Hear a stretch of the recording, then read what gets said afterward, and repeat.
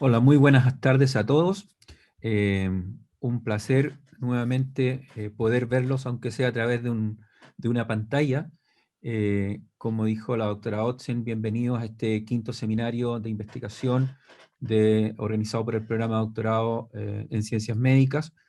Eh, ya paseamos en algunas semanas atrás, paseamos por la práctica quirúrgica basada en la evidencia, paseamos por conceptos de la medicina de precisión, eh, escuchamos algunos conceptos de investigación en anestesiología y sobre el rol de los estudios poblacionales.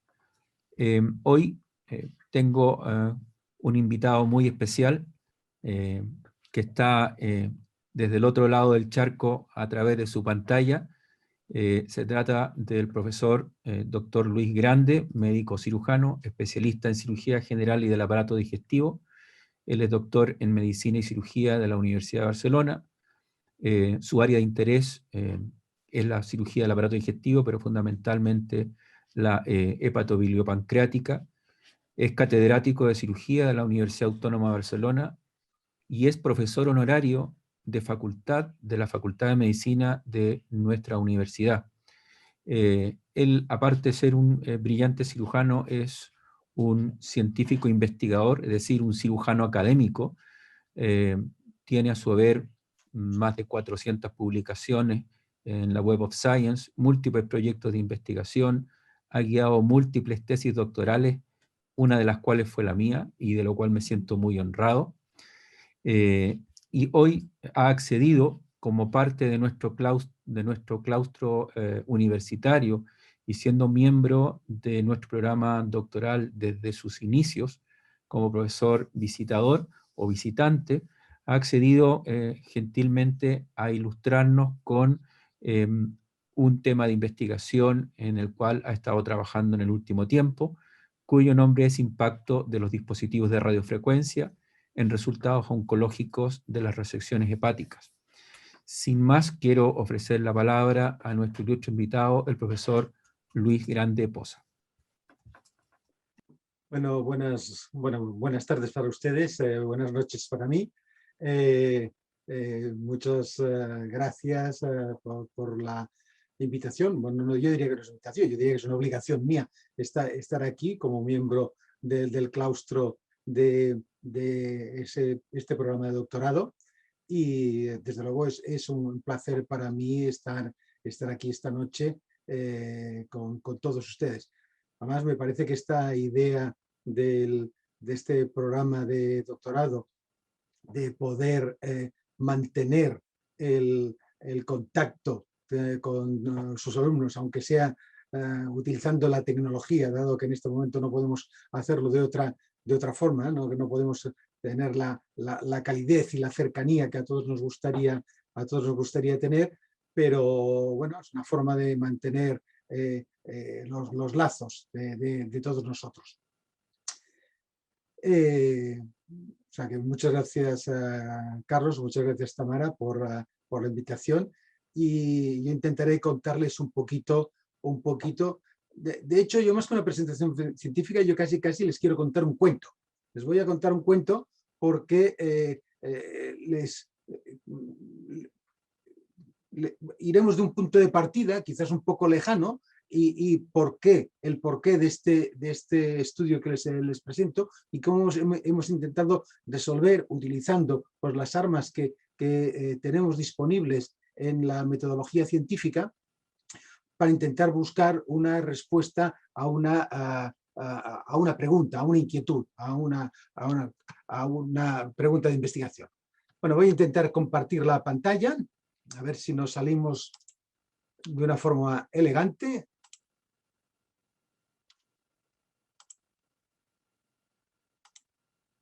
¿La ven ustedes? Perfecto. Pues bueno, como les ha comentado el profesor Manterola, yo les quiero hablar del impacto de los dispositivos de radiofrecuencia en los resultados oncológicos de las resecciones hepáticas. Como les ha dicho el profesor Manterola, mi principal línea de investigación está en cirugía hepatobiliopancreática y por lo tanto evidentemente utilizo cosas de mi línea. Y le he puesto este subtítulo o este adendum de estudio de propensión porque este fue el truco, la argucia que intentamos utilizar para responder una pregunta. Como les he dicho, les iba a contar un poco un cuento. Entonces, el cuento es el porqué de este estudio.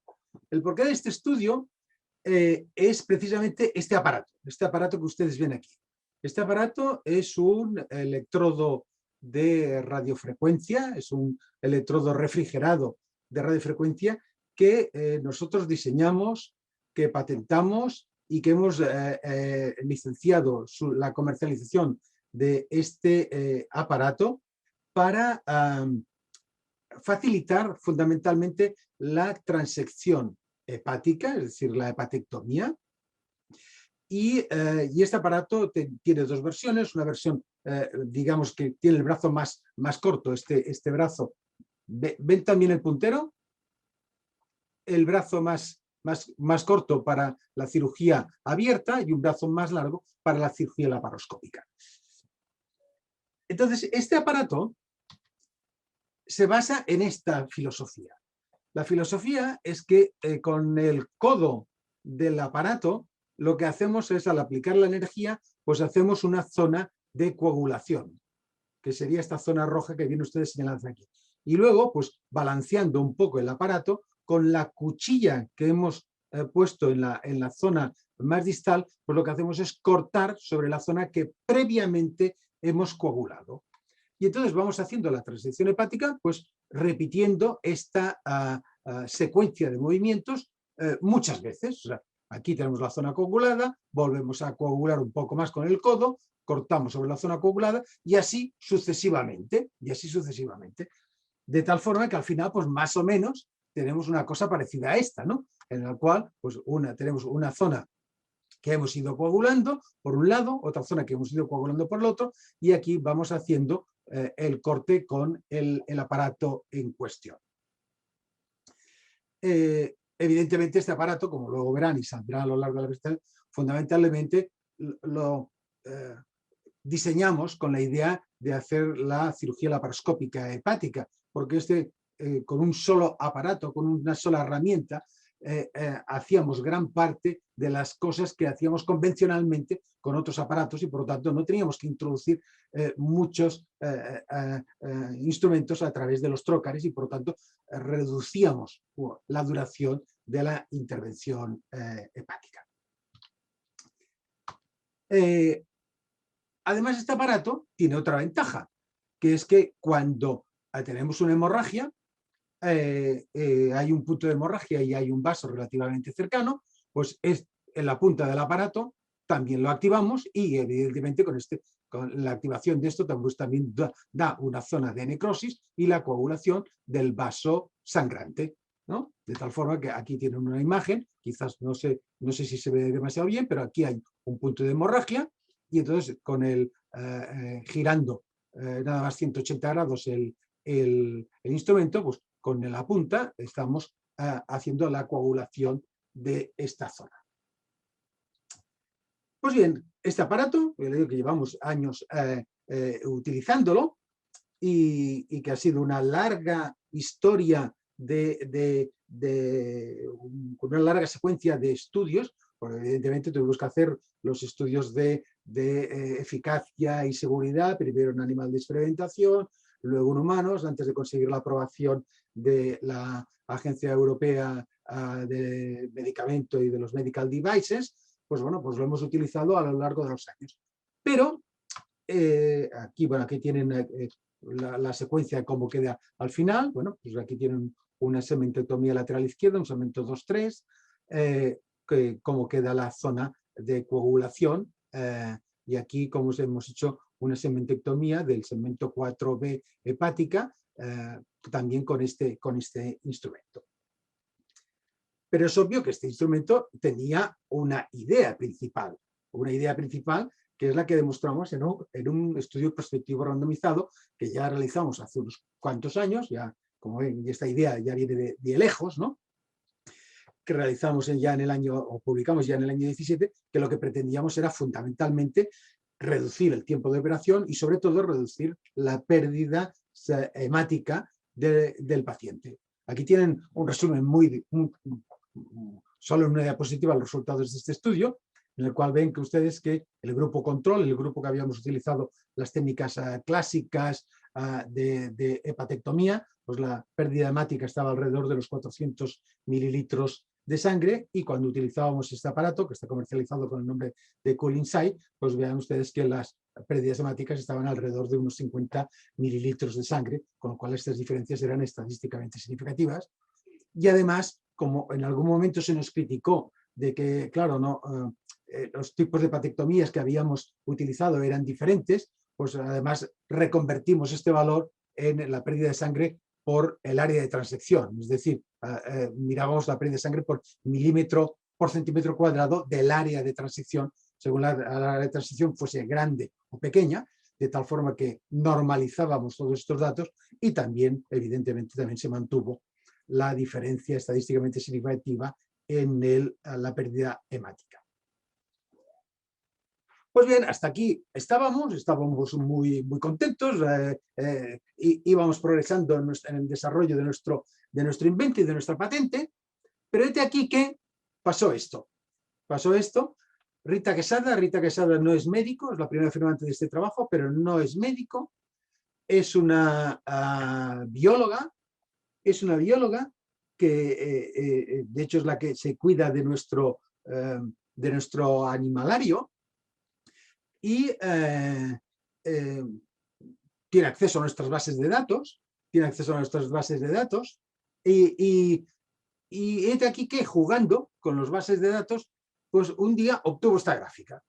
Y claro, como ella no sabía bien qué era lo que estaba viendo, vino con esta gráfica. Esta gráfica, los que están más avezados, como ustedes lo están, pues bueno, esta gráfica lo que hace es mirar la probabilidad de recidiva local, es decir, la probabilidad de que ese tumor recidive en la línea de transección, pues ella vio que los pacientes que habíamos realizado la hepatectomía con el aparato asistido por radiofrecuencia, la recidiva local era 0. Y los que se habían hecho con las técnicas tradicionales, pues llegaban hasta el 30%. Evidentemente, esta gráfica nos dejó a todos absolutamente asombrados, porque este no era el motivo original de diseño del aparato.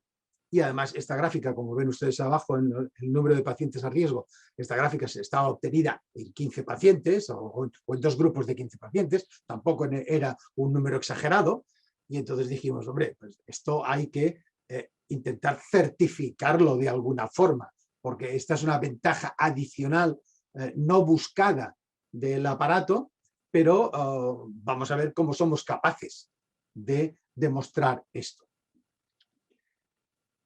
Y aquí vino el problema, porque bueno, ¿y ahora qué hacemos? ¿Cómo hacemos esto? ¿No? Pues claro, esa ventaja nos parecía muy importante, y queríamos demostrar que esto era así, pero también lo queríamos hacer con la máxima evidencia posible. Y aquí venían nuestros problemas, porque bueno, yo no los voy a descubrir a ustedes, esto lo han manejado en sus clases de metodología largo y tendido a lo largo del máster. Esta es lo que es llamada la pirámide de la evidencia. Pues evidentemente nosotros en este momento pues estábamos aquí en medio, ¿no? Una especie de entre el case report y el case series, un case series con muy poquito caso, y nosotros queríamos intentar obtener una evidencia lo más alta posible.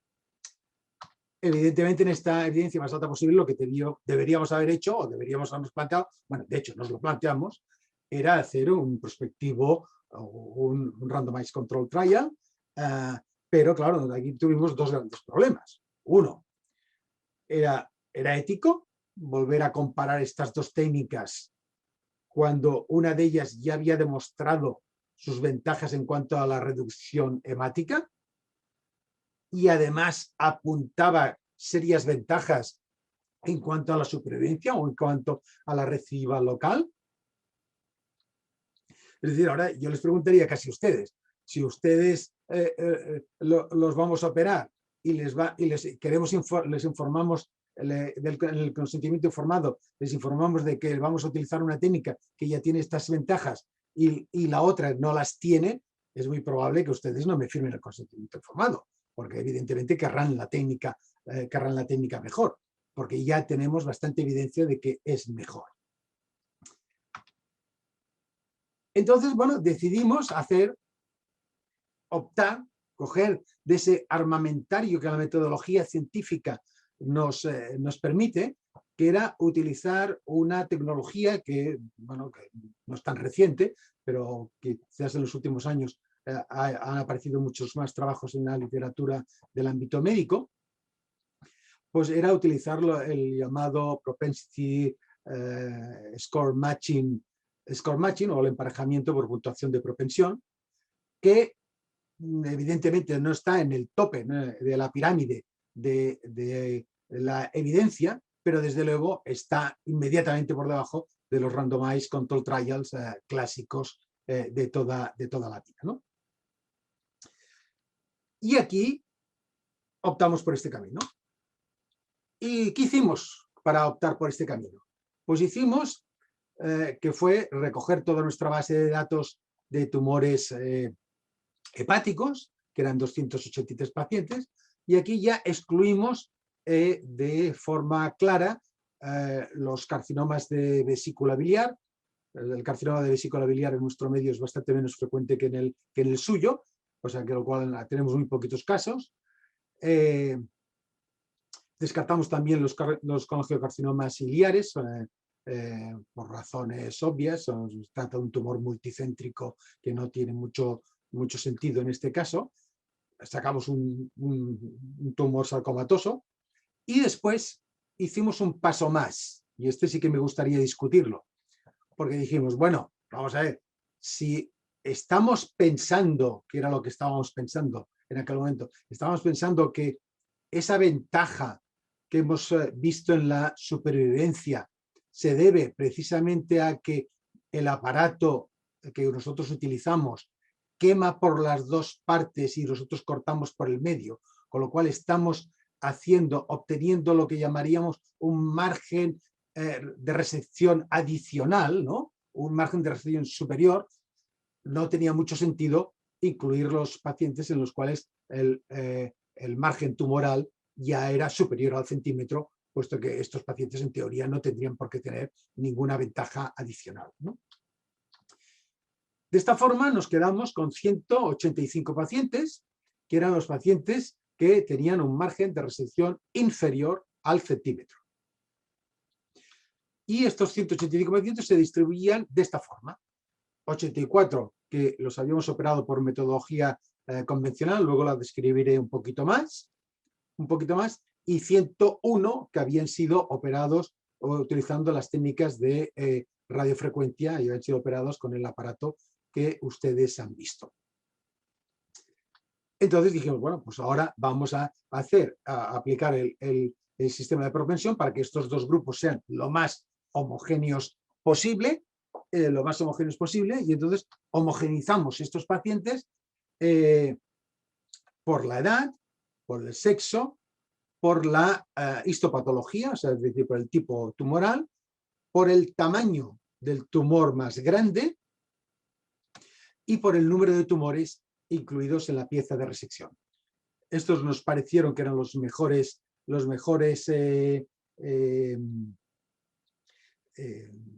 criterios para aparear, para machear los pacientes, y además eran los que habíamos deducido previamente de un estudio bivariado. Con lo cual nos planteamos, haciendo esto, nos quedaron dos grupos de 83 pacientes, es decir, nos quedaron 83 pares de pacientes. Y aquí es donde empezó, por decirlo de alguna manera, el estudio. Como ven, este algoritmo es prácticamente al revés de lo que hacemos en un algoritmo de un prospectivo randomizado. Entonces, el grupo control, la transección se hizo con el CUSA, fuese abierto o laparoscópico. El CUSA, bueno, supongo que todos ustedes saben más o menos lo que es, pero es un sistema de ultrasónico de disolución de los hepatocitos, que además los va aspirando, de tal forma que quedan aislados los vasos, y esos vasos, pues bueno, han de ser luego o suturados o con sistemas mecánicos, con Ligasure, haciendo hemostasia vulgar y corriente de toda la vida, con clips, con monopolares o a veces con el propio Ligasure. Es decir, que era una mezcla de diferentes instrumentos. Ahora creo que entienden muy bien el por qué nuestro interés en cirugía laparoscópica de utilizar solo una herramienta y no todo este armamentario que teníamos aquí. En el otro lado, pues tanto la transección como la hemostasia se hizo con el Q-Insight, es decir, con el aparato que ustedes han visto y cuyas bases metodológicas les he explicado al principio de la presentación. La variable principal, obviamente, era la que queríamos demostrar y era el punto de partida del que teníamos, era la recidiva local. Y además escogemos unas variables secundarias que eran la supervivencia global, las complicaciones posoperatorias, recogidas o englobadas, agrupadas según una clasificación muy popular en el ámbito quirúrgico, que es la clasificación de Calabi-Dindo, y su posterior adición del CCI, del Comprehensive Index, y todo esto se miró a los 90 días. Hicimos incidencia en dos complicaciones muy particulares porque tienen que ver con la cirugía hepática, como eran el fallo hepático, la insuficiencia hepática funcional o la fístula biliar, la mortalidad a los 90 días y evidentemente, como puede suponer, cuando hablábamos de márgenes tumorales inferiores o superiores a 10 milímetros al centímetro, evidentemente lo hicimos con los criterios habituales de los patólogos, que era el margen de resección, la distancia mínima entre el margen de transección y el tumor. Pero vaya, esto es una metodología muy convencional, no había ningún problema específico. Y luego se hizo el seguimiento, fue idéntico a todos los pacientes tuvieron o un TAC o una resonancia a los 3 meses de la cirugía, que fue justamente en ese TAC o en esa resonancia donde valoramos ese margen adicional que estábamos comentando que podíamos tener después de la utilización de un sistema de coagulación por radiofrecuencia como el que nosotros utilizamos. Para esto utilizamos un sistema descrito por un radiólogo usando un material bipolar relativamente similar al nuestro, con lo cual la tecnología no será muy válida. Y luego el seguimiento de todos los pacientes pues se hizo de acuerdo a estándar al tipo de tumor que tenía cada uno de ellos, ¿no? Pero habitualmente era con seguimiento por imagen cada 3 meses el primer año y cada 6 meses el segundo año. Pues bien, este es el escenario en el que nos movíamos y los resultados son estos. La verdad es que para nuestra sorpresa, las variables, las características basales de los pacientes en los dos grupos antes de hacer el matching, pues la verdad es que ya no eran tan diferentes. La verdad es que eran relativamente similares. Solo había dos diferencias estadísticamente significativas. Una era el tipo de cirugía hepática que se le hacía. En una era más grande que en el otro, o más amplia que en el otro. Y luego había una diferencia que era obvia, que esto estaba cantada, que saldría, que era el abordaje laparoscópico, era más utilizado justamente en los que habíamos utilizado nuestro aparato. Era lógico, porque nuestro aparato estaba diseñado con esa idea, obviamente lo habíamos utilizado mucho más en la vía laparoscópica que no. Pero bueno, estas diferencias desaparecieron por completo después de aplicar la técnica de emparejamiento por puntuación de propensión, de tal forma que las dos poblaciones, los 83 pares de pacientes, eran absolutamente comparables. Algo así como la primera diapositiva de un prospectivo randomizado clásico. Aquí tienen los resultados de las complicaciones y la mortalidad. Como ven ustedes, la mortalidad total fue, que está en la línea final, fue de 3 casos, 2 en uno y 1 en otro. Obviamente no fue estadísticamente significativo. La mortalidad, aparecieron complicaciones en 29 pacientes, el 34% del grupo control, contra 19, el 22% del grupo que utilizamos el aparato de radiofrecuencia. Este valor no fue estadísticamente significativo. Aquí tienen desglosadas cada una de las complicaciones más importantes, pero si vamos a las dos que queríamos ver originalmente, que eran en la fístula biliar, vimos que en el grupo control había una que realmente se multiplicaba por 5, por 5 en el grupo radiofrecuencia, aunque esto no era estadísticamente significativo. Y en cuanto a la insuficiencia hepática, vean ustedes que fueron un total de 8 casos, que se distribuyeron 3 y 5, con lo cual que tampoco eran estadísticamente significativos. No se transfundió ningún paciente. Se transfundieron 10 pacientes de un grupo y 5 del otro, o sea que se transfundieron la mitad de los pacientes del grupo de radiofrecuencia, pero tampoco fue estadísticamente significativo, y la mediana de transfusión fue de 0.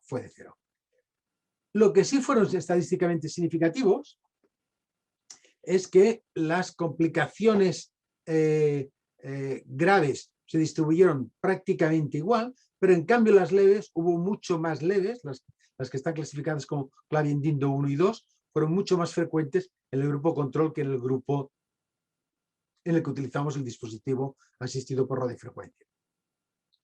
Y yo diría que de forma colateral, la estancia media fue menor en el grupo radiofrecuencia que en el grupo control, pese a que, como vieron, aquí estaban distribuidos de forma similar el abordaje laparoscópico en los dos grupos.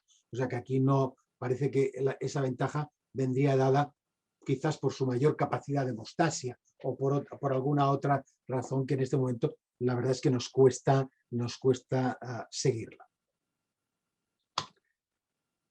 Y aquí está el quid de la cuestión, aquí está por donde empezó toda la historia, ¿no? Aquí está donde empezó toda la historia, es una curva de Kaplan-Meier en el cual se mira la supervivencia libre de recidiva local. En rojo tienen ustedes la supervivencia libre de recidiva local en aquellos pacientes en los cuales utilizamos el dispositivo asistido por radiofrecuencia. Ven que en este caso no llega a aquel 100% que había llegado en el estudio o en el análisis previo que desarrolló todo este estudio, y que aproximadamente un 20% más bajo está la recidiva, la probabilidad de recidiva en los pacientes en los cuales hemos utilizado la cirugía convencional. Esta diferencia, que no es mucha, de reconocerlo, pero es estadísticamente significativa y va en la misma línea que el diseño original del estudio. Luego, como les he dicho antes, con la técnica del radiólogo, pues medimos ese margen adicional, ¿no? Esa zona necrótica que crea o la propia cirugía, en este caso, en este paciente, pues de prácticamente medio centímetro, o la que crea el aparato de radiofrecuencia, que como ven es en esta imagen francamente superior. Pero bueno, esto es una imagen y la imagen puedo haber cogido la que me interesa, pero aquí tienen los resultados de todo el estudio. De los 83 pares de pacientes.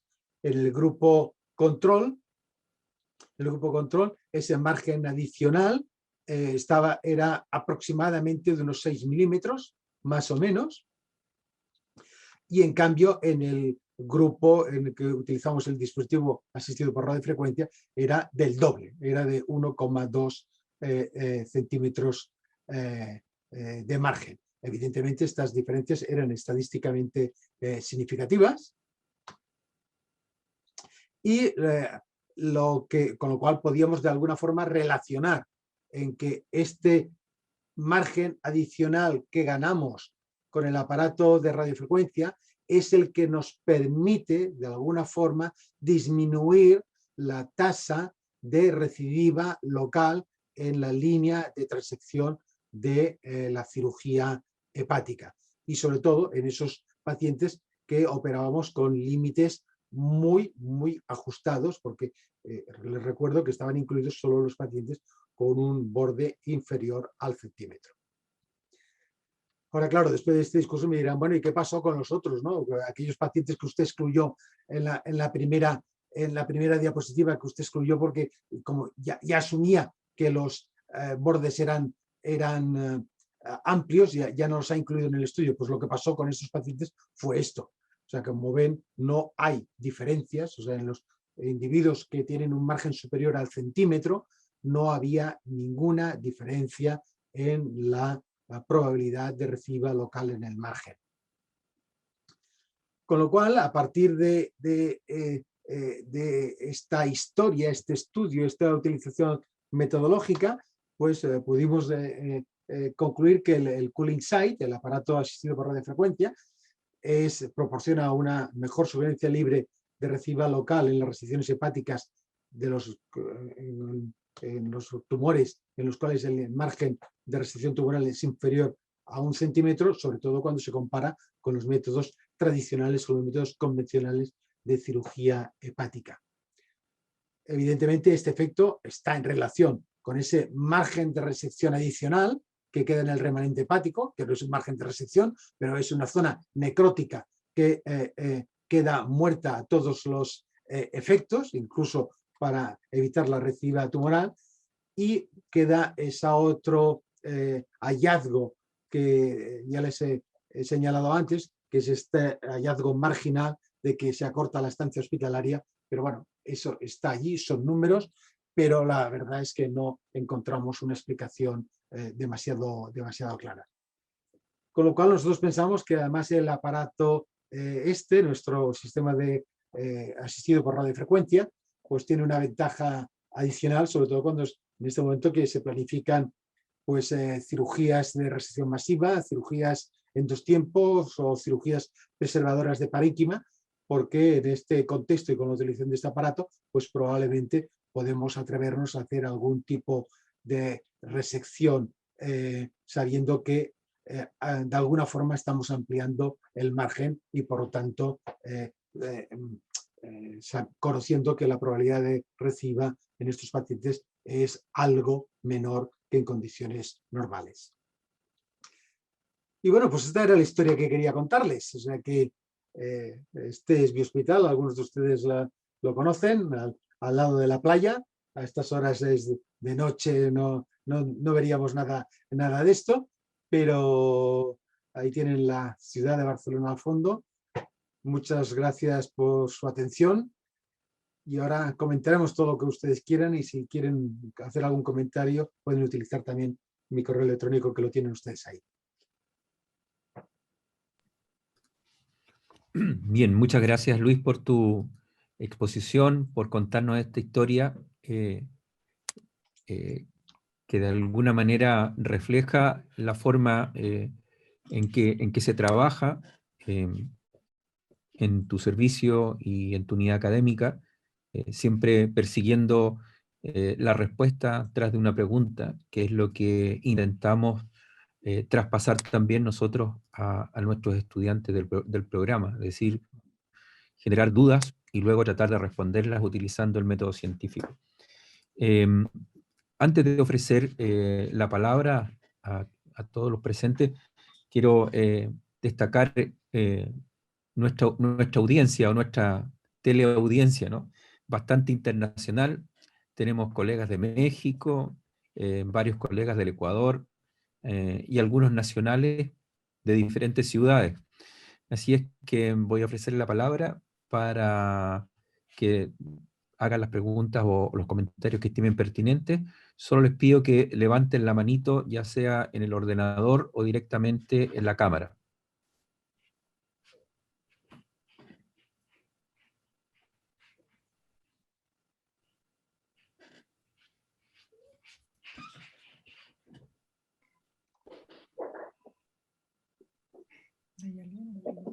Doctor, buenas tardes.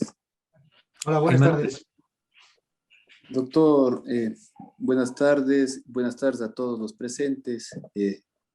Me sumo a las palabras del doctor Carlos cuando se refiere a la gran metodología empleada en el estudio, teniendo mucha precaución en todas las definiciones, tratando de dejar que el artículo sea lo más claro, que todas las mediciones, toda la metodología salga lo más definido posible, y eso a uno le llama mucho la atención. Doctor, yo me quedé con la duda, quería preguntarle en una diapositiva que usted presentó con respecto a los resultados, y usted comentaba dentro de esa diapositiva de los resultados con respecto a la parte de red packet C-transfusion, y que daba unos valores de que no había habido, me parece que le entendí, ningún paciente, y sin embargo tenía un valor de P.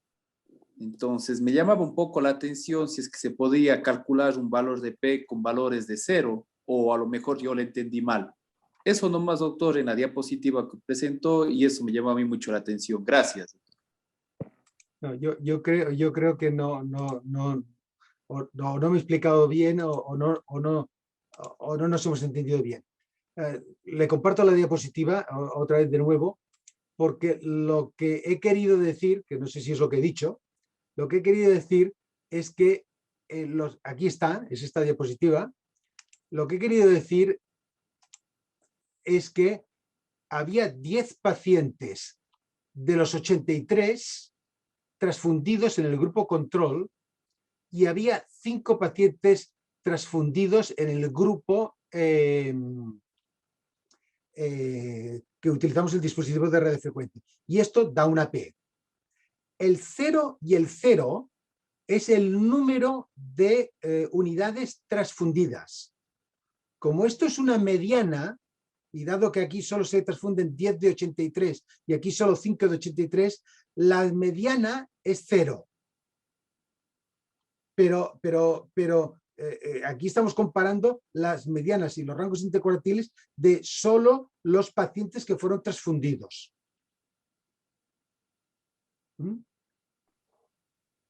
Perfecto, doctor. Gracias. Me queda muy, muy claro. Gracias, doctor. Gracias a usted. Sigue ofrecida la palabra.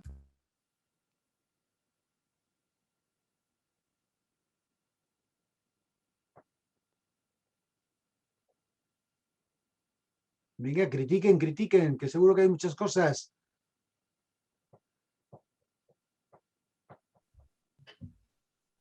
Sí, hola doctor, ¿cómo está? Un gusto. Ángela, ¿Qué tal? Muy bien. Doctor, bajo sus estudios, no sé si se contempla la necesidad de hacer un seguimiento cardiológico cuando el paciente tiene cáncer, o se ve como una covariable que podría estar afectando el diagnóstico, el pronóstico de los pacientes. Vamos a ver, el seguimiento de los pacientes se hizo el seguimiento que tocaba según el protocolo habitual del hospital para cada uno de los tumores que fue operado. O sea, no variamos en absoluto el protocolo de seguimiento. Lo único que hicimos es que en el primer seguimiento a los 3 meses utilizamos ese TAC de forma estandarizada para poder medir ese supuesto, ahora ya no supuesto, pero margen adicional de para poder correlacionar la supervivencia con ese margen, que de verdad no, tampoco lo tenemos correlacionado científicamente. O sea, es una, podríamos decir que hasta cierto punto es una suposición en este momento, porque no tenemos correlacionado ni siquiera que, yo qué sé, pues por ejemplo, que podíamos haber graduado el margen, o sea, con 2 milímetros, 3 milímetros, 4 milímetros, y ver cuál era el límite a partir del cual era efectivo o no era efectivo. Y esto no lo hemos hecho. Con lo cual, en este momento tenemos que hacer una deducción de una cosa con la otra, pero sin que tengamos una certeza absoluta y estadísticamente demostrada o metodológicamente demostrada de ello. Pero ya te digo, en este momento ese estudio no lo hacemos de forma sistemática, nada más se hizo en estos pares de pacientes y obviamente se hizo en retrospectivo, como puedes suponer. O sea, utilizamos los tags de los 3 meses y le dijimos a un radiólogo de forma ciega que lo hiciese a posteriori y lo mirase, porque esto no lo habíamos hecho antes a posteriori, de forma prospectiva, no lo habíamos hecho. El estudio es todo un planteamiento retrospectivo y es el análisis de una base retrospectiva, mantenida de forma prospectiva, esto es cierto, pero es una base retrospectiva. Muy bien, muchas gracias, doctor.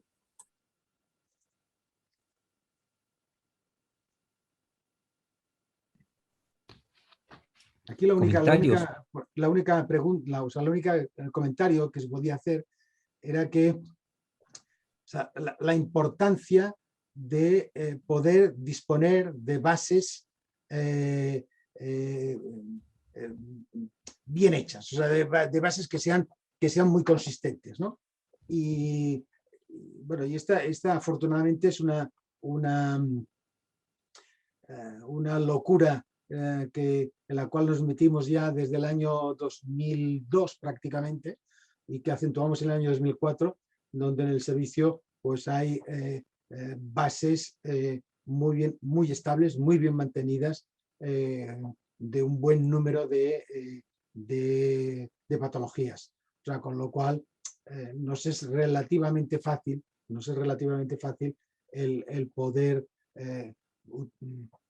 realizar estudios de este tipo, porque las bases acostumbran a estar bastante bien mantenidas. Y esto sí que sería una cosa que yo pienso que deberíamos aprender todos, porque luego te facilita mucho trabajo. Gracias. El doctor Sergio Sotelo de Talca está pidiendo la palabra. Sí, buenas tardes a todos y especialmente al doctor. Agradecerle la historia que nos ha contado de manera muy amena.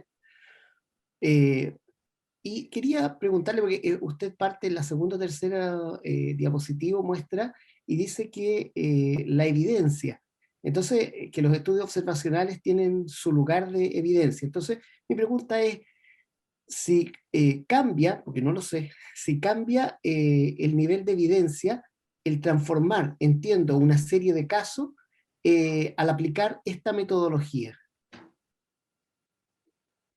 Sí, cambia. Está aceptado en todos los estudios en este momento de que el apareamiento, aunque sea a posteriori, es cuasi equivalente a un randomized control trial. O sea, se considera un nivel inmediatamente inferior, está clarísimo, inmediatamente inferior, pero se les considera con un nivel de evidencia muy alto. De todos modos, el propensity score pues, está criticado desde algunos, desde el punto de vista metodológico en muchos ámbitos, porque el punto crítico del propensity score son las variables que tú utilizas para aparear. O sea, ahí está el punto crítico, claro. O sea, luego hay otros aspectos metodológicos del propensity score que también se pueden discutir, ¿no? Pero fundamentalmente el punto crítico es por qué apareas. Entonces, lo lógico o lo ideal es que tú aparees por datos que has podido extraer previamente de un análisis bivariado de una serie grande, y a partir de esos datos, a partir de esas significancias que tú has tenido en un bivariado previo, tú empiezas a parear a partir de esos datos. Eso es, en principio, lo más aceptado, pero bueno, tiene su punto de crítica, ¿eh? Tiene su punto de crítica.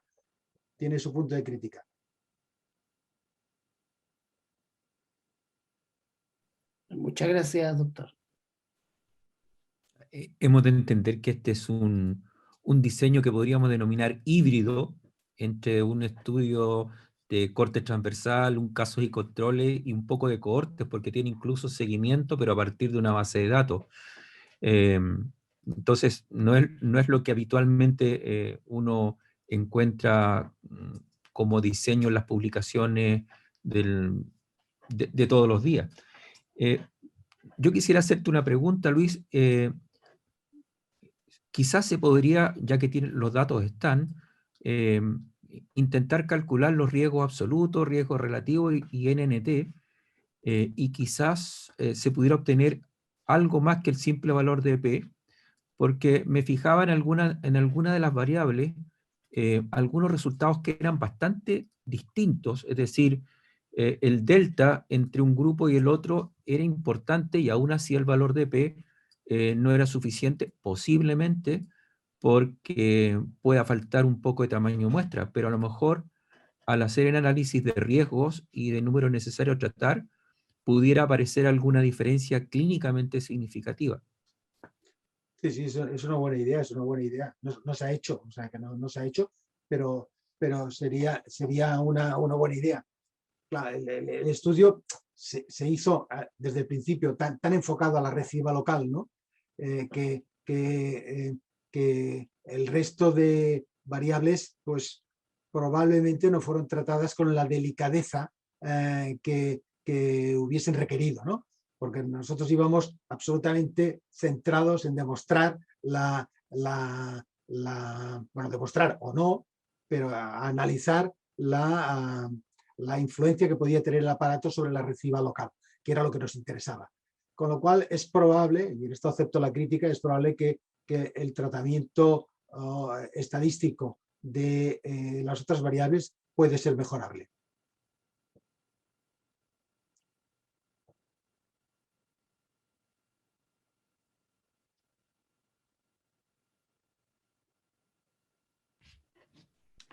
Sigue ofrecida la palabra para preguntas y comentarios. Yo tengo una consulta, doctor. Rodrigo. Venga. Buenas noches para Rodrigo. nosotros ya ahora. Yo soy bioquímico, por lo tanto estoy un poco alejado de lo que es la cirugía, pero sí quería hacer una consulta, porque este dispositivo dice que tiene una radiofrecuencia. ¿Esa radiofrecuencia es variable o la tienen fija? ¿O ya la midieron? ¿Hay algún Sí, no. Vamos a ver. O sea, la fuente de emisión es fija, evidentemente, ¿no? La fuente de emisión es fija, pero la cantidad que deposita es variable. La cantidad de deposita que es variable porque va en función de el tipo de tejido, la cantidad de líquido, la calidad de ese líquido y la superficie sobre la que se aplica. O sea, evidentemente no es lo mismo que uno ponga la punta para intentar coagular que uno ponga toda la barra para coagular una sección. O sea, el depósito es muchísimo mayor si uno lo hace de una forma puntual que cuando lo aplica de esta forma. O sea, con lo cual, la emisión es fija, la deposición no es fija, es variable. Okay. Y por eso, y además esto tiene otra traducción. Y por eso la línea de el margen adicional, ese ganado, no es homogéneo. No es homogéneo, porque, claro, depende de la cantidad de energía que hemos puesto en cada punto. Claro. Que esa podía ser otra crítica que se me podía haber hecho, que claro, nosotros hemos medido el margen, claro, no hemos medido el margen a lo largo de toda la línea de transección, porque eso es muy complicado, con lo cual cogimos, no lo he explicado en la metodología, pero cogimos 3 puntos fijos y hicimos la medida de esos 3 puntos fijos. Hicimos otra cosa, lo que pasa es que no nos salió bien, pero que nos gustaba más, que era hacer con un pad y un programa 3D, medir el área de toda la zona, pero la verdad es que era tan complicado seguir eso y medir el área que lo abandonamos, y al final nos quedamos con las medidas, que reconocemos que es un método burdo, pero bueno, que era un método, y que además casualmente por eso utilizamos y citamos al radiólogo que lo hizo, porque es el mismo que utilizó el radiólogo, el McGann, porque supongo que debió tener el mismo problema. Él también se debió desgañitar en intentar encontrar un método más fino, más elegante, y tampoco lo debió encontrar. Ok, muchas gracias. A usted.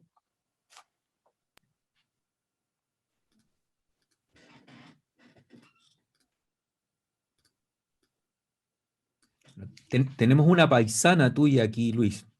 ¿Ah, sí? Irene, ¿quieres hacer alguna pregunta? Sí, bueno, yo soy de Madrid. Gracias. Pues bien, encantado, mira. Sí, no, yo estoy haciendo el Comparado con el otro lado del Atlántico, aquí al lado. Sí. No, estoy haciendo el doctorado y estoy aprendiendo, y bueno, estoy entrando ahora en el área del cáncer, entonces me interesaba mucho todo, además la metodología de estudio que nos ha mostrado, todo me viene muy bien para entender más, porque yo soy bióloga molecular, entonces también para mí todo esto es un mundo nuevo, así que me animé y agradezco mucho la charla porque me ha gustado mucho. ¿Y dónde estás trabajando en Madrid? ¿Dónde es? No, yo estoy aquí ahora en Chile haciendo el doctorado, en la Universidad de la Frontera también. Sí, muy bien. Muchas gracias. A ti. ¿Alguien que saque la cara por México? Yo. Aquí viene un genetista, ojo, ¿eh? Bueno. Hola, doctor Luis Grande. Encantado. Encantado igualmente. Me parece interesante su línea de investigación y tengo algunas preguntas al respecto en cuanto a la investigación que se realiza en su hospital. ¿Cómo se incentiva la investigación para el médico residente en el hospital en donde se encuentra? Para que ellos quieran hacer un doctorado, ¿qué es lo que se hace comparado con otros lugares? Vamos a ver. Bueno, lo primero es vivir en un ambiente académico, claro. Si tú entras en un ambiente académico en el que prácticamente todo el mundo, el 80% de la gente está involucrada en algún proyecto de investigación, claro, tú entras de residente y casi indefectiblemente acabas dentro de un proyecto de investigación, ¿no? Porque casi no tienes otro remedio, ¿no? Lo que sí es cierto es que evidentemente la dedicación y la exigencia asistencial que tiene un programa de residencia, pues es cierto que no les permite una dedicación o la dedicación que a nosotros nos gustaría que tuviesen dentro del proyecto de investigación. Pero aún así todo, la idea es que nuestros residentes cuando entran tienen aparte del jefe de residentes que tengan y del tutor de residentes que tengan, a todos se les asigna un mentor desde el punto de vista de investigación, que luego puede acabar en una línea absolutamente diferente a la del mentor, ¿eh? O sea, no quiere decir que el mentor haga suyo este residente y se lo fagocite rápidamente para sus líneas de investigación. Aunque alguien lo intenta, no digo que no, pero esa es un poquito la idea para ir detectando las inquietudes que tiene el residente e incluirlo en una línea de investigación. Es el objetivo interno, no es el objetivo de la residencia en España, pero el objetivo interno dentro de nuestro servicio es que los residentes acaben con un proyecto de tesis doctoral hecho, no con la tesis doctoral hecha, pero sí con el proyecto hecho y con el proyecto inscrito. Y la gran mayoría de ellos, la gran mayoría de los que la acaban, que son más o menos el 50%, lo que es cierto es que lo que hacen es que alargan su residencia un año más con una beca de investigación que utilizan para acabar y redactar su tesis doctoral. Y aproximadamente la mitad de ellos acaban con su tesis doctoral hecha. La otra mitad, pues pese a nuestros esfuerzos, nuestro interés y el ambiente en el que viven, pues deciden que no lo hacen. Y bueno, y tampoco pasa nada. O sea, su nota de residencia no depende de su línea de investigación, depende de su actividad asistencial fundamentalmente, ¿no? Pero bueno, claro, a la hora de venderlo, de exportarlo a otro centro, pues no es lo mismo si tiene un bagaje de investigación o no, sobre todo dependiendo del hospital al que aspiren trabajar a posteriori, ¿no? Sí, ¿y cómo se interesante financia? lo que comenta. ¿Cómo se financia? Bueno, habitualmente se financian el 90%, si no el 100%, se financia siempre con proyectos de investigación de agencias nacionales o de agencias locales o de fundaciones. Pero el hospital en sí y la universidad en sí financian, yo te diría que el 10%, pero no más. Tengo una pregunta más, doctor. En cuanto a la aprobación por los comités de ética e investigación y bioseguridad, en su hospital, ¿cuánto tiempo tardan en aprobar un protocolo, una nueva propuesta? Porque me ha tocado laborar en otros hospitales en donde llega a ser mucho tiempo, ¿no? Y esa es a veces la dificultad, principalmente en México. En Chile no he podido todavía acceder por esta cuestión de la pandemia, pero me parece interesante saber cómo se maneja en donde usted trabaja. Gracias. No. Nosotros conseguimos la aprobación, bueno, si la aprobación es directa, o sea, en primera instancia, conseguimos la aprobación casi siempre en un tiempo inferior al mes. Casi siempre. O sea, en 3 semanas prácticamente. Si se plantea alguna objeción y eres llamado al comité para dar explicaciones o el comité te solicita la modificación de tu protocolo o de tu hoja de informe o de cualquier observación con respecto a la ley de protección de datos o cualquier cosa de estas, pues bueno, depende de la velocidad a la que tú respondas, claro, evidentemente, a la velocidad que tú modifiques, pero vaya, yo diría que prácticamente siempre en menos de 3 meses lo tienes aprobado. Interesante. Muchas gracias, doctor. A usted.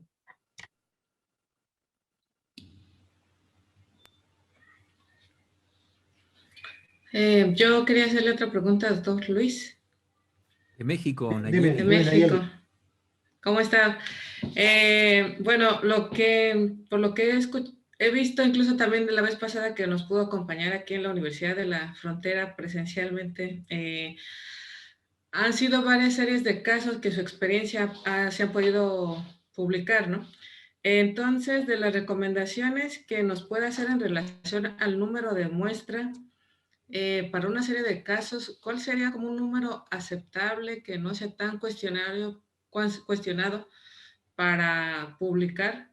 Que me imagino que igual depende algo del estudio que nosotros hagamos y las condiciones, pero para serie de casos, ¿cuál sería como las recomendaciones que nos puede hacer en relación a la muestra?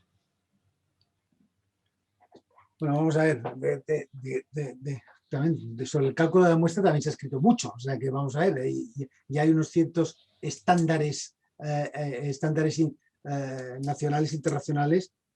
Claro, lo ideal para un cálculo de la muestra es que usted disponga de algún resultado previo, ¿no? O sea, que tenga algún resultado previo que le permita, de alguna forma, estimar cuántos pacientes necesitará para poder responder a la pregunta que usted se plantee, ¿no? Claro, si no dispone de ese dato previo, el segundo recurso es acudir a la literatura nacional o internacional, ¿no? Es decir, bueno, en un caso similar al que usted pretende, otro autor pues ha utilizado 15 casos o 12 o 13 o 7, yo qué sé, los que sea, ha obtenido estos resultados, incluso usted puede llegar a calcular la muestra a partir de los resultados de él, ¿no? Cosa que puede ser criticable, pero bueno, si no tienes otra opción, te has de buscar la vida y has de buscar la mejor opción posible, ¿no?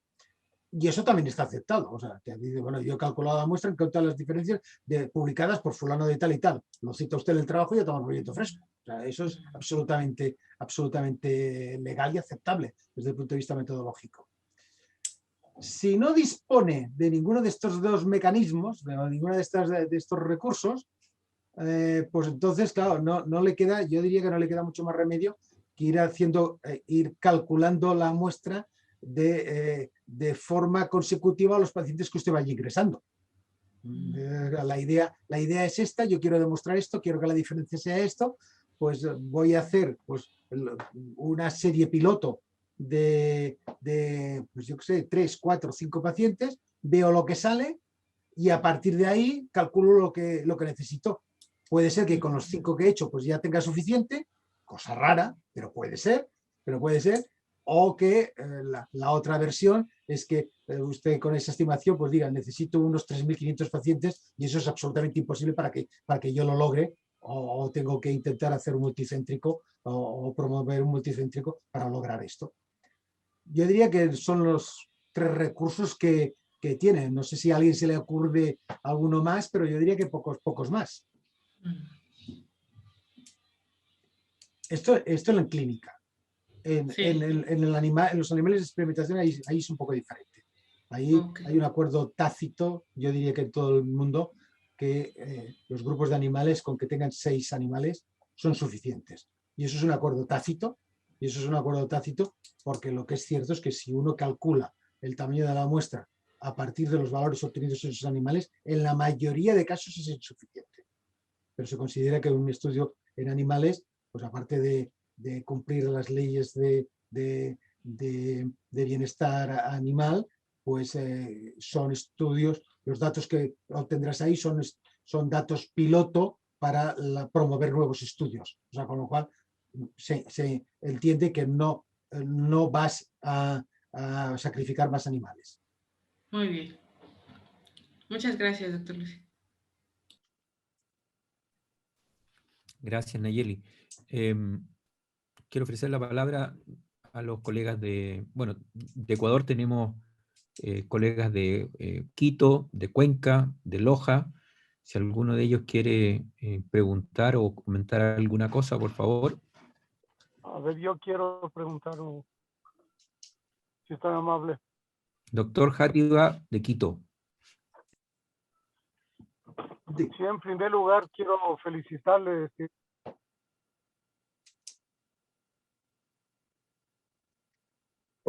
He tenido la posibilidad de tener el gusto de conocerle.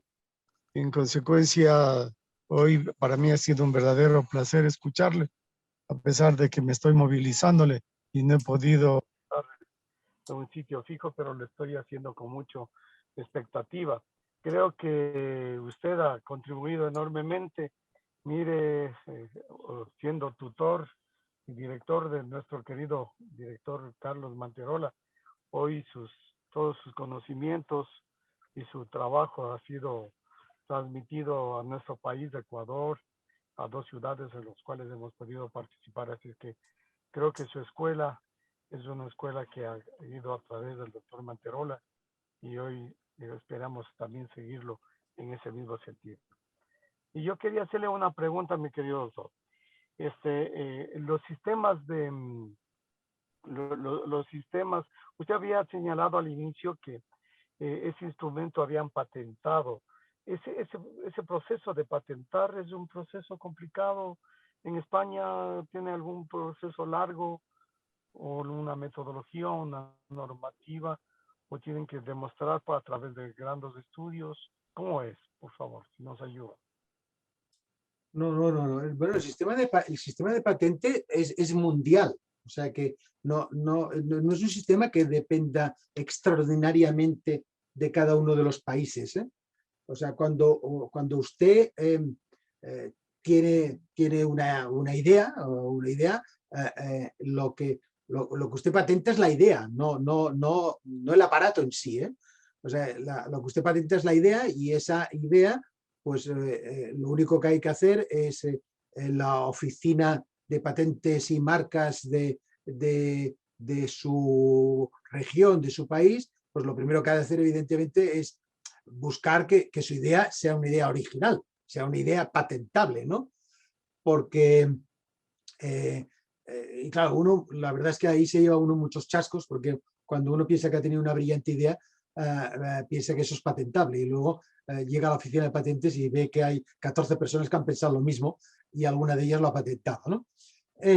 Pero bueno, en el momento ese que tiene la idea y que ve que esa idea es una novedad, lo que hay que hacer es un report que está estandarizado en todo el mundo, además. O sea, que la oficina es la Oficina Mundial de Patentes y Marcas. O sea, es una oficina mundial, tiene 2 sedes, una en Estados Unidos, y en Europa tiene una subsede en Ámsterdam, y rellena esa documentación previa, y en el momento que entrega esa documentación previa, que además esa documentación previa es, bueno, si no necesitas ayuda para hacerla, que en muchos casos se puede hacer, yo diría que con una asistencia mínima por parte de colegas del hospital o colegas de la industria, o sea, no se necesita demasiadas cosas. En el momento en que se registra esa idea ya está patentada, y usted es propietario de esa idea durante 2 años. Y eso es muy baratito. Eso es muy baratito, porque eso además, bueno, ahora no estoy seguro, pero vaya, en España cuesta del orden de los 300 euros, o sea, $250 o una cosa así. O sea, es un precio relativamente barato. Eso tiene una ventaja y un riesgo. La ventaja es que usted es propietario de esa idea, y esa idea no la puede utilizar nadie más que usted. Y tiene la desventaja de que en ese momento esa idea es pública. Y alguien no la puede utilizar, pero sí puede reivindicarla. Reivindicarla quiere decir que alguien puede decir: oiga, esa idea ya la tuve yo, y esa idea está registrada con tal número en tal sitio. Entonces, si hay alguna reivindicación, usted tendrá que defenderse. Está claro. Si no hay ninguna reivindicación, durante 2 años esa idea es suya y usted hace con ella lo que quiere. El problema es que al cabo de 2 años usted tendrá que entrar en fase de registro. Y en fase de registro quiere decir que esa idea usted la ha de patentar, la ha de registrar en su país o en cuantos países del mundo usted quiera. Y esa fase sí que es cara. Esa fase sí que es cara, porque aunque hay, digamos, packs por países, esa fase sí que es cara, con lo cual ahí sí que usted ha de estar muy convencido de la utilidad de su aparato, o usted durante esos 2 años ha buscado un socio comercial o un socio inversor con el cual compartirá a partir de ahí los riesgos de del mantenimiento de esa idea, de esa patente. Ahí sí que estamos hablando del orden de en una primera fase, yo que sé, para mantener la idea, por ejemplo, para Europa, Estados Unidos y Asia, con los problemas de mantener una idea en Asia, que es muy complicado. Ahí estamos hablando de una inversión mínima de entre los 18 y 24.000 dólares. O sea que ahí ha de estar usted muy seguro de que esa idea usted será capaz de ganar dinero. Bueno, ganar dinero o al menos ganar gloria. Ya no digo ganar dinero, pero ahí está clarísimo que usted apuesta firmemente por esa idea, por esa patente. O sea que ya le digo, la primera fase es muy facilita, mantenerla 2 años es muy fácil y muy baratito. El problema es que, claro, usted al cabo de 2 años ha de estar absolutamente decidido a mantenerla o no.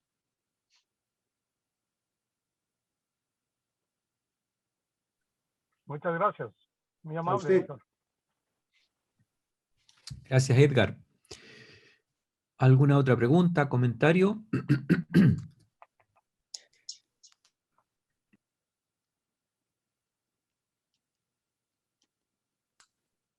Yo quería felicitar al doctor Luis Grande, una excelente presentación, ordenada, entretenida, especialmente para nosotros, es decir, para mí que no tengo mucho que ver con esta disciplina, sumamente clara, así que mis felicitaciones.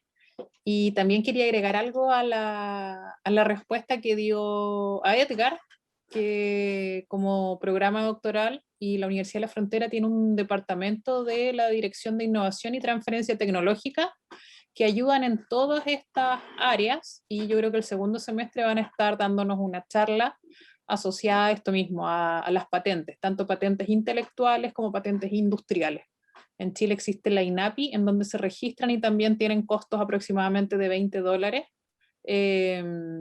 Y es bastante importante hacer los registros correspondientes. Y en la universidad apoyan, y si es que obviamente el proyecto es parte de la universidad y todo, también defienden en caso de que haya cualquier tipo de problema, tienen abogados, tienen especialistas en el área. Así que si es que nosotros, por ejemplo, el año pasado hicimos el registro de un software, una plataforma web y 2 cuestionarios y un manual. Todos esos registros se hicieron y cada uno de los registros salió aproximadamente $20. Y fue un proceso bastante sencillo y con eso estamos obviamente protegiéndonos en caso de que alguien diga que la idea es de ellos. Así que les recomiendo que si quieren más información pueden comunicarse con la Dirección de Innovación y Transferencia Tecnológica, que está guiada por Fabiola Vázquez, que es sumamente amable y ellos tienen todo un equipo ahí para ayudar en esa línea, que es importante. Incluso la Universidad de la Frontera también da incentivos económicos a las personas que tienen registros de propiedad intelectual o propiedad industrial. Cada cierto tiempo se abren concursos y yo creo que es otra forma también de publicar. Y cuando nosotros estamos enviando proyectos, nuestros currículum también pesan ese tipo de acciones. Así que es excelente la respuesta del doctor Grande y quería complementar un poco la información para incentivar a todas las personas a que realicen estos procesos que son importantes. Y por lo menos en Chile no son tan complejos y tenemos este departamento que nos ayuda.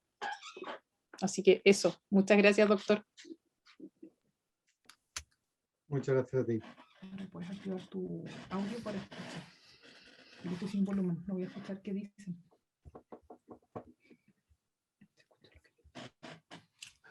¿Más preguntas, comentarios?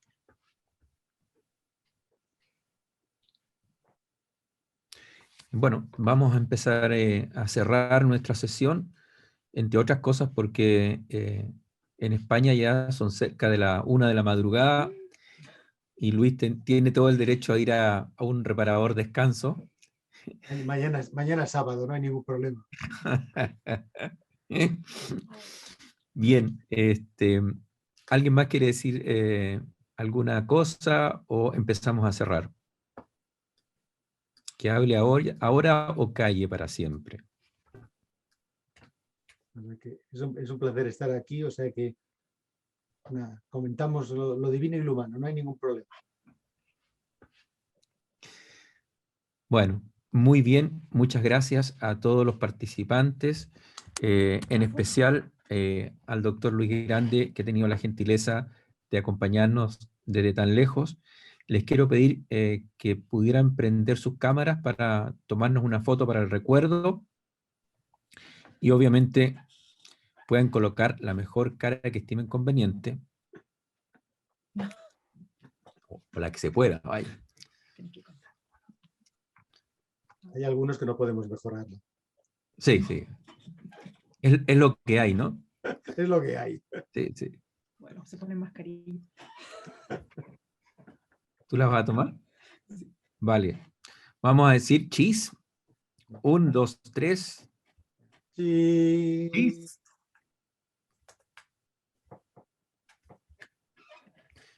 Bien, ya está.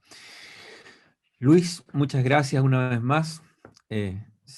Muy feliz de poder verte y de escucharte nuevamente. Gracias porque siempre estás a nuestro lado, colaborando, acompañando en nuestros procesos.